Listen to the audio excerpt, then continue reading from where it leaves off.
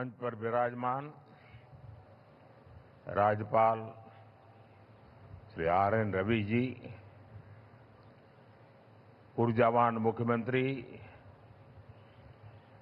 शुभेंदु अधिकारी जी, केंद्र में मेरे सहयोगी प्रताप राव जाधव जी, अन्य सभी महानुभाव, यहां कोलकाता में जुटे सभी प्रतिभागी, देश विदेश में योग से जुड़ रहे सभी साथी और मेरे प्यारे देशवासियों, 21 जून का ये दिन पृथ्वी के कुछ भूभाग पर साल में सबसे लंबी अवधि का दिन होता है और अंतर्राष्ट्रीय योग दिवस के कारण 21 जून का ये दिन विश्व के सबसे बड़े सामूहिक उत्सव का दिन भी बन गया है। विश्व के अलग अलग हिस्सों से योग की एक से एक अद्भुत तस्वीरें आ रही हैं। भारत में हिमालय से लेकर हिंद महासागर तक,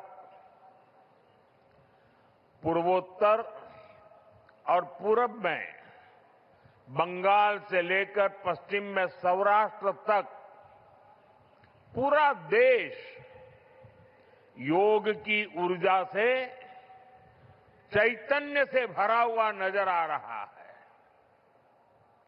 पूरा देश, पूरा विश्व एक दूसरे से जुड़ा हुआ नजर आ रहा है और यही तो योग की ताकत है। योग सबको जोड़ता है, योग सबको साथ लाता है। मैं इस अवसर पर पूरे विश्व को, संपूर्ण मानव समुदाय को अंतर्राष्ट्रीय योग दिवस की बहुत बहुत शुभकामनाएं देता हूं। साथियों, आज योग दिवस पर मैं खास करके पूरे बंगाल में, कोलकाता में यहां बने स्वच्छता के योग के लिए भी कोलकाता वासियों की सराहना करूंगा। ये अद्भुत पहल है, स्वच्छता से स्वागत। स्वच्छता से स्वागत पहल के लिए जिस तरह यहां लगातार श्रम किया गया है, नागरिक कर्तव्य निभाया गया है, वो सभी देशवासियों के लिए आज एक बहुत बड़ी प्रेरणा बन गया है। साथियों, योग दिवस के अवसर पर आज बंगाल में होना बहुत ही विशेष है। बंगाल की ये पवित्र भूमि, जहां भगवान रामकृष्ण परमहंस जैसे सिद्ध संतों ने अवतार लिया, जहां से निकलकर स्वामी विवेकानंद ने पूरे विश्व को योग से परिचय कराया, जहां महर्षि अरविंद जैसे महान योगी ने जन्म लिया, लाहिड़ी महाशय जैसे महान योगियों ने जहां योग परंपरा को नई ऊंचाइयों तक पहुंचाया, आज उसी धरती पर सामूहिक योग का अनुभव एक अलग आध्यात्मिक अनुभूति दे रहा है। इसी बंगाल की धरती पर जन्मे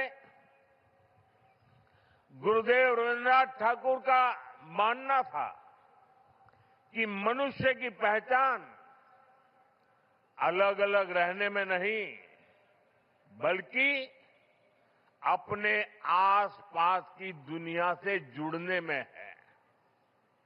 यही जुड़ाव योग का मूल भाव है।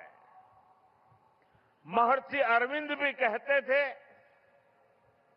हमारा पूरा जीवन योग है, चाहे हमें इसका बोध हो या न हो। योग जब स्वभाव में आता है तो वो मानवीय एकता का आधार बन जाता है। साथियों, योग केवल शारीरिक श्रम का साधन नहीं है। योग किसी एक आयु वर्ग के लिए सीमित भी नहीं है। भारत में हम जानते हैं और देखते आए हैं, योग मानव के जीवन का चेतना के साथ, ऊर्जा के साथ एक प्रकाश भी है। इसलिए इस वर्ष अंतर्राष्ट्रीय योग दिवस की थीम रखी गई है, योगा फॉर हेल्दी एजिंग। उम्र बढ़ने पर भी हम स्वस्थ रह सकते हैं, हम ऊर्जावान और सक्रिय रह सकते हैं। योग हमें इसके लिए मार्ग दिखाता है।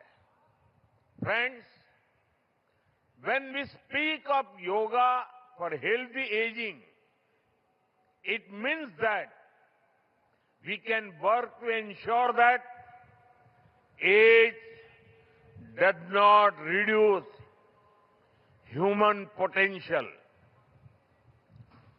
Yoga can help human life to aspire for constant growth. Our target must be to be more flexible at 40 than we were at 20. Our target must be to be more energetic at 50 than we were at 30. Our target must be to be more resistant to lifestyle disease at 70 than we were at 50. This is where yoga can help us. It helps us tune our bodies to be flexible. It keeps our energy level high. It also helps us maintain a calm, stress-free life and help to keep lifestyle disease away. Moreover, with regular practice, yoga teaches us to remain lifelong learners of our own bodies and minds. The more we know about ourselves, the better we can manage ourselves. That is why yoga for healthy aging, this theme must be seen as one for people of all ages, not just for the elderly. साथियों, गीता में भगवान कृष्ण ने योग के विषय में कहा है, युक्त आहार विहारस्य युक्त चेष्टस्य कर्मसु युक्त स्वप्न अवबोधस्य योगो भवति दुःखः। अर्थात संतुलित आहार विहार से, संतुलित क्रियाओं और कर्मों से, संतुलित नींद और जागने से योग दुखों का नाश करने वाला हो जाता है। ये संतुलन ही योग का आधार है। यही संतुलन हमारे जीवन का आधार भी है।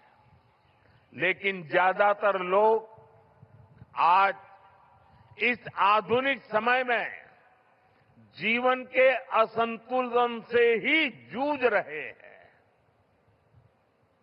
बहुत मशक्कत करनी पड़ रही है उनको। योग हमें जीवन को बैलेंस वे में जीने की कला सिखाता है।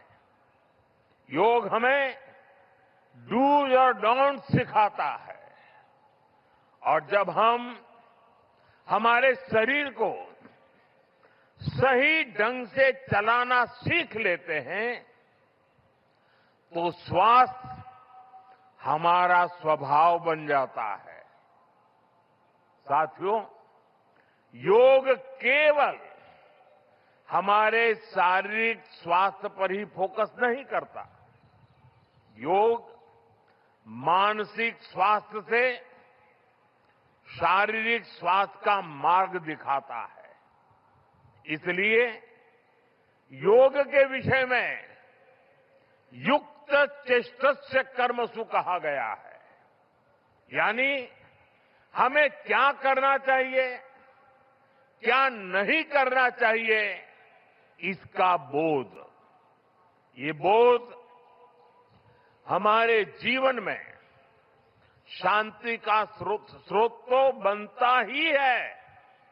इससे विश्व शांति का मार्ग भी खुलता है।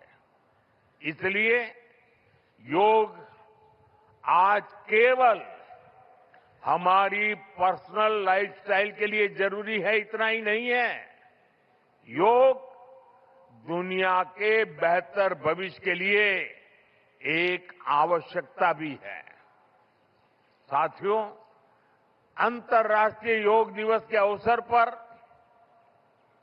करोड़ों लोग योग से जुड़ते हैं। लेकिन आज का ये दिन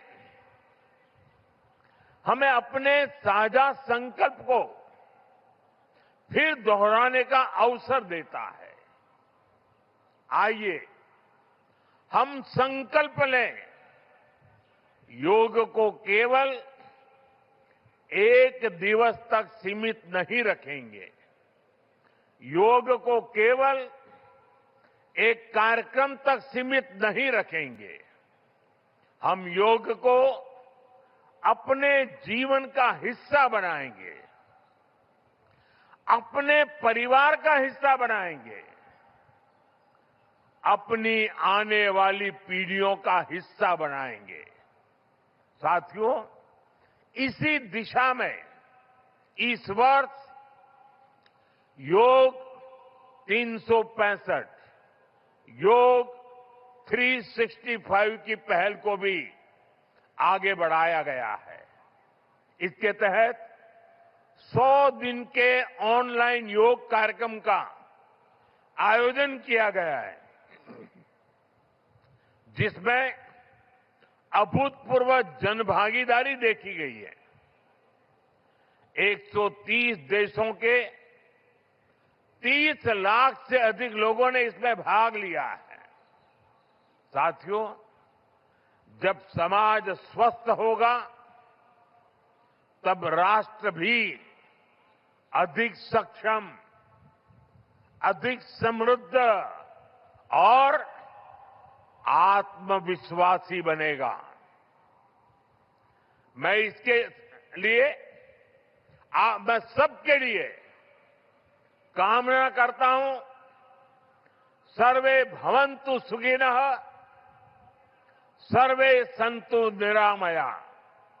इसी के साथ आप सभी को एक बार फिर अंतर्राष्ट्रीय योग दिवस की बहुत बहुत शुभकामनाएं, बहुत बहुत धन्यवाद।